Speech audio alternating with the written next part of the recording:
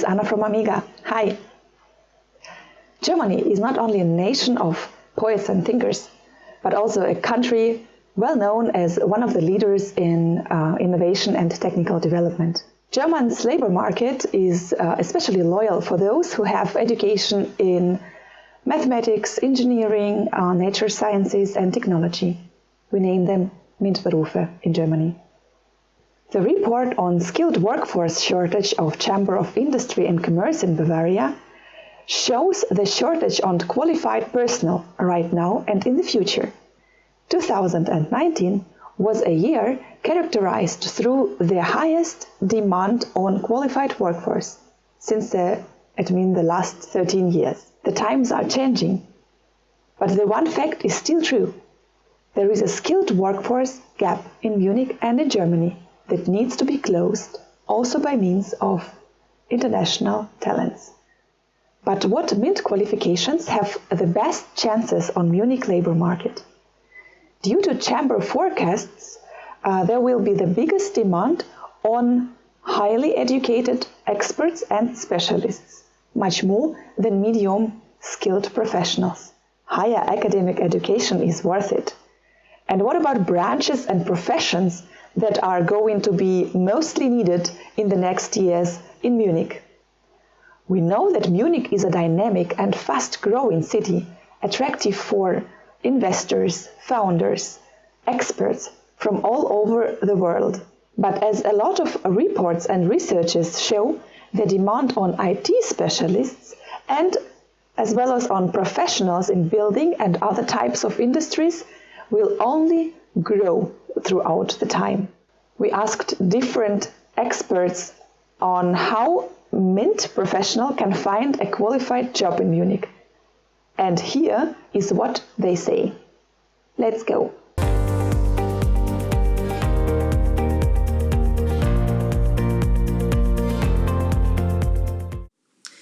The professional recognition process is meant for those of you who want to access the labor market and work within their level of qualification.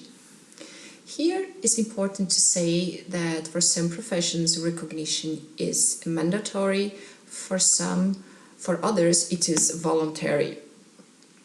This is why it's very good to know a very important distinction in Germany when it comes to professional recognition. So, on the one hand, we have the so-called regulated professions, for which a state permit is mandatory in order to practice. These are usually the professions in the field of health, security, education and social work. For example, nurses, doctors, teachers and nursery school teachers. On the other hand, we have the so-called non-regulated professions. These are professions for which no recognition is needed. Mostly are those from the fields of science, technology, economics and mathematics. It means if you are a holder of a non-regulated degree, you can apply for a job, for any job, and it remains of the discretion of the employer whether you are hired or not. A special case here are the engineering professions, where the title Ingenieur or Ingenieurin in German is regulated, but the exercise of the profession is not. In the case of non-regulated professions, you can voluntarily apply for an official document called Statement of Comparability issued by the Central Office for Foreign Education, in its German abbreviation ZAB. The ZAB Statement of Comparability is an official certificate, but not a recognition certificate. This document can be very helpful. It facilitates access to the labor market, enabling, for example, employers to identify your knowledge and skills immediately, especially in the case of qualifications from non-European countries. It can be also useful when negotiating your salary or if you want to work for a German public or governmental institution like the city of Munich. So now I think you must be asking yourself how much it costs. And I say it depends. It depends on the kind of qualification you hold and on the kind of recognition process you want to apply for. If you are enrolled by the Arbeitsagentur or job center, we recommend to ask your agent for financial support before submitting your application for the recognition process. If your request is rejected or you don't have the means to pay for the recognition or statement of comparability, or you are not enrolled by none of the institutions I mentioned before, you can apply for the federal financial support called Anerkennungszuschuss. And when you can get support for all the recognition process? Well, the Servicestelle gives you individual advice, information, orientation, and support by the recognition authorities throughout the whole recognition process, and also about financial support. And the best of all, our service is free of charge. That's why we strongly recommend you to seek our advice before applying for recognition. Apart from all that, we also provide information and support about further qualification courses for you to achieve your recognition, such as courses for nurses, social workers, engineers, and for those who work in the field of childhood education.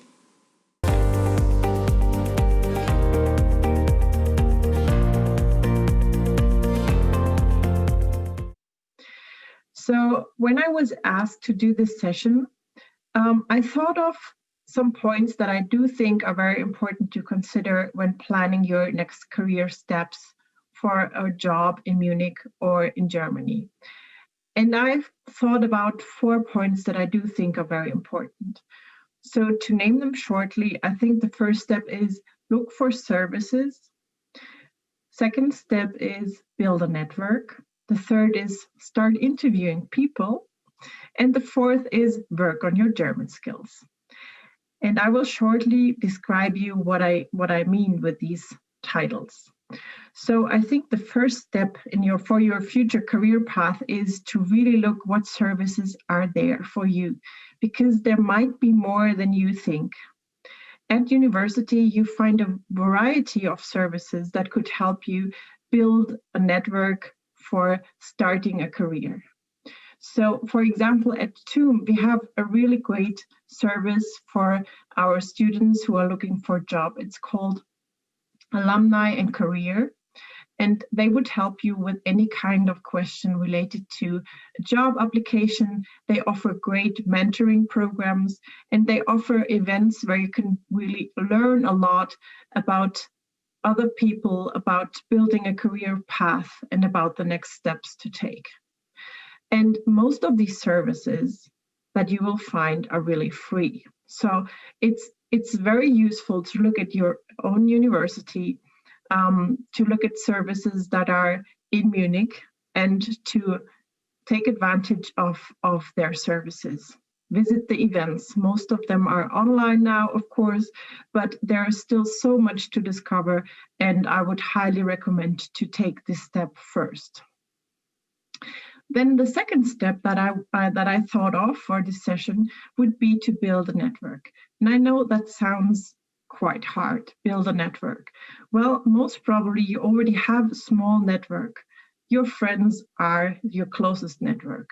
And maybe you already have some friends that are working in an interesting field, or who have plans to work in a field that is also interesting for you. So you should exchange ideas, and you should also exchange contacts with other people, and try to find more people who are working in the field of your interest, or who might help you meet other people working there. So one step to find people that are also working in a field of your interest is doing an internship. Internships are great for making the first steps into a profession-wise area. So I would highly recommend to do an internship if that is possible for you. Another option would be to work in a mini job or any kind of student job that is closely related to the field of work that you would later want to do. I know it's not always easy to find that perfect student job, but in Munich, you have lots of options. So in the best case scenario, you could work at a company as a student worker and learn things about the company and meet people who already work there and make plans about your future career steps. Then also a good way to build a network is to take part in student initiatives, any kind of initiatives that are interesting to you. This could be involving social engagement, or this could be sports activities. This could be research projects.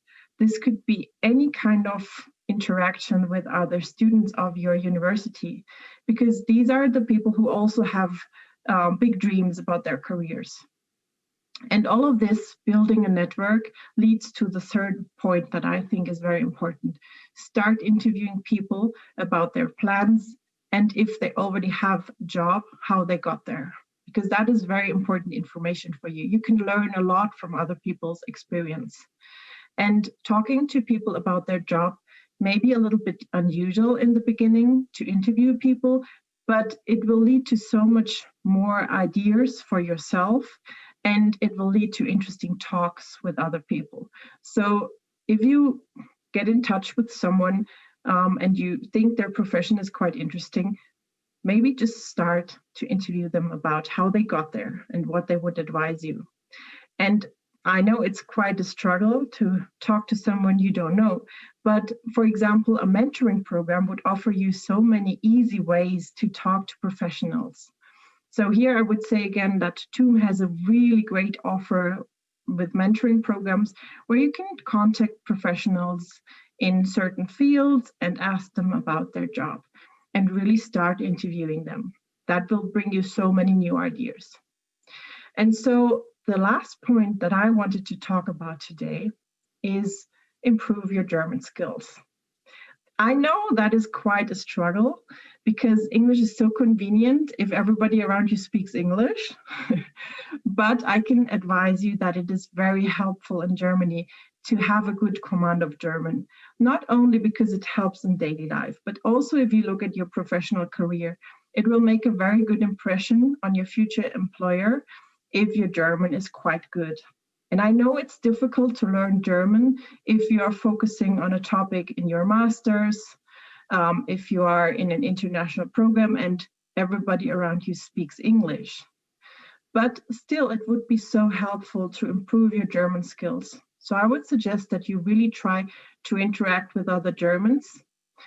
That could also be in the form of taking part in student initiatives, sport clubs, any kind of hobby that you like, and meet Germans and talk to them in German. And if you can't find any German to practice your German with, then at least meet another person who is learning German and try to talk so that you will be a little more fluent. I know it's difficult to study a language while you are studying, but I would really suggest to take intensive classes to have a good basic level to build on. And that will help you so much with your career.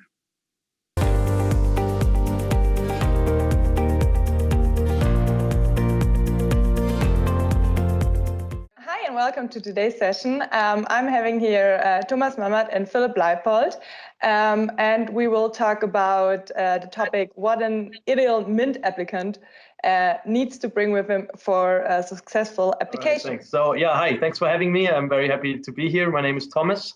I'm working for Academic Work as a recruiter in mainly all business areas: economics, tech, IT. And Academic Work, maybe I tell you a little bit about that. Is a company, we recruit In direct recruitment, we recruit in staffing contracts and we recruit freelancers. All over Germany. We have 2 offices, one in Munich, one in Hamburg. And I'm really looking forward to this discussion today. And thanks for having me. I'm Philip. I am the founder and managing director of AW Academy, a sister company of Academic Work. And we are training career shifters primarily in the field of IT and tech. So if you want to shift your career, we are your perfect partner. We do offer short-term trainings, meaning like 12 weeks of intense training combined with a direct recruitment into all sorts of different companies all around Germany, basically. Thank you for the introduction. We want to learn a little bit more about the German language in the area of Munich when you want to start a job. So how important is it to really be able to speak German in the Munich market? Thomas? Yeah, well, German is still very important for many companies in Munich. Obviously, there's a few companies that only speak English or they wish for English applicants. But even though if we would wish it to be different, there's still lots of companies who hire or who only hire people who speak German, at least in a B2 level, I would say. Obviously, there's some people who have a B1 level in their CV, but when you talk to them, they speak a lot better, and then they also have a chance. But I would say that unfortunately, we still need a decent level of German, I would say, to get recruited within the Munich area. But as I said, there's a few companies. Not just a few, there's maybe a lot, but I would say that the main part of the Munich companies are still hiring people who speak a good level of German. Mm-hmm. Thank you. Philip, how is it like in the trainings you're offering? Yeah, I do have to admit, unfortunately, that actually German is still quite important. There are companies, yes, especially like very large corporations in the field of IT tech that do not demand any German skills. But in general, I can only agree with Thomas here that at least B2 would be desired. I don't want to discourage anybody to apply even if you don't have B2, but I would, again, unfortunately, very much encourage you to focus on improving your language skills in German up to at least B2. And as we are recruiting for our training programs quite strictly, actually, I can only encourage you to be honest with your statements when it comes to your language skills. So it doesn't really, I wouldn't advise you to actually let your CV or letter of certifications and so on, let it translated by your spouse or a friend, but be really transparent and honest when it comes to your language skills. And then I think you're on a very good path. Thank you. Do you have any tips, Thomas, like if you want to, or if you're an English-speaking person, how to see that you could apply with only being English-speaking? Yes, obviously, if the job advert is written in English, that's always a good sign for you to apply. It's also good to know the company you are applying at. If you find a company that mainly deals with English-speaking countries like America, for example, or let's say, I don't know, let's say you just have to know the company you're applying at. Because if you apply at a company that deals within Germany, then you most highly need German language. But as I said, if you find a job advert written completely in English, that's always a good sign for you to apply. And I would stick to that. Obviously, in many job adverts, we write that English is important and German is an advantage. Even if you don't speak German in that case, you should apply. Because if we say German is just an advantage, then no worries, you can apply even if you don't speak it. Okay, thank you. And Philip, do you have any kind of personal characteristics that are like good to have for a successful application? Yeah, you know, I think in general, the willingness to learn, that's one of the most crucial parts. And, you know, to everybody listening to that short video here, obviously you are motivated to find a job here in a new environment. And allow me to say, yeah, thumbs up for that. And I really have the most utter respect for people that are moving the beautiful city of Munich and try to find a job here. And I really want to encourage you to establish a personal contact to the people that are advertising jobs. And then just feel free to ask, is it okay if maybe my German is not fluent yet to apply? And you will get quite honest answers on that, I would say. But in general, if you're motivated, if you're willing to learn and also open for like new environments, just take your chances. So the worst thing that can happen is that you get a no, but then you can always stay in touch via LinkedIn or other social media.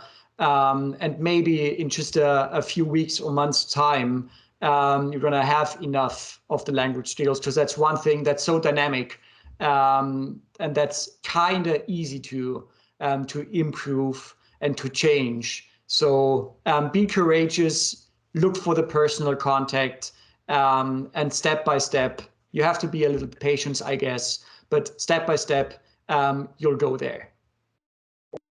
Whew, there was a lot of information. We've heard different experts and their different views on how to get a job in Munich, being a MINT professional. But all of them have 5 things in common. First, improve your German skills. Second, be aware if your education is recognized here and what do you need to get recognized your education. Third, build your own professional network. Fourth, try to use every opportunity to gather work experience. And fifth, use different informational services.